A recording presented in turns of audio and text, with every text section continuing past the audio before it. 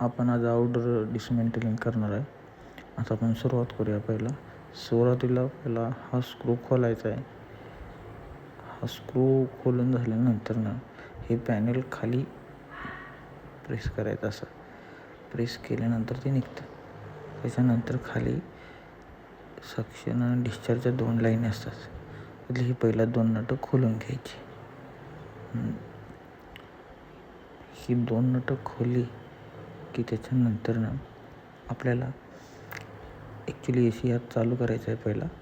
AC चालू असायलाच पाहिजे. आणि त्याच्यानंतर ही 2 नटं खोलून घेतल्यानंतर आपल्याला ही ॲलेंकी असते. हे ॲलेंकीनं ह्याला 2 वॉल असतात.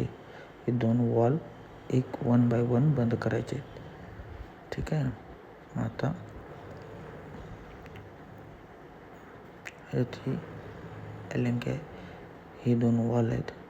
ॲलेंकीला हे पहिला डिस्चार्ज वॉल आहे. हा डिस्चार्ज वॉल पहिला बंद करायचा, कारण की AC गॅस डिस्चार्ज करत असतो. आणि तो खालचा येतो सक्शन वॉल. सक्शन नंतर हा डिस्चार्ज वॉल पहिला आपण बंद करूया आणि मग नंतर सक्शन वॉल बंद करूया. हा सक्शन वॉल वाढायचं काम करतोय गॅस. ठीक आहे. हा आता पहिला डिस्चार्ज वॉल आपण बंद करू. हा डिस्चार्ज वॉल पूर्णपणे बंद करून घ्यायचा आहे. पूर्ण बंद झाल्यानंतर हा डिस्चार्ज वॉल बंद झाला की हा सक्शन वॉल वाढायचं काम करत असतो. म्हणजे डिस्चार्ज होणं बंद झालं आहे.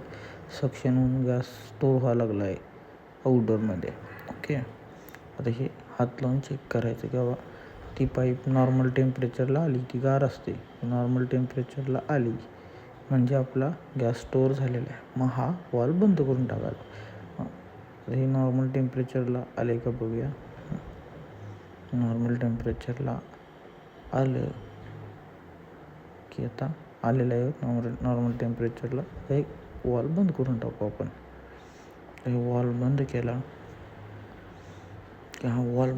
की की लगेच तुम्हाला AC बंद करायचा आहे. आता हे AC लगेच बंद करून टाकायचा म्हणजे आता गॅस पूर्ण स्टोअर झालेला आहे. आता ह्याच्यानंतर ही वायरिंग आहे. हे 2 वायर आहेत. एक कम्युनिकेशन वायर, एक मेन सप्लायची वायर आहे. ही मेन सप्लायची वायर आहे. ही कम्युनिकेशन वायर आहे. कम्युनिकेशन म्हणजे इनडोअरनं आउटडोअरला जोडलेली असते. तर इथे तुम्हाला मी दाखवतो. ही पहिला फेज न्यूट्रल CP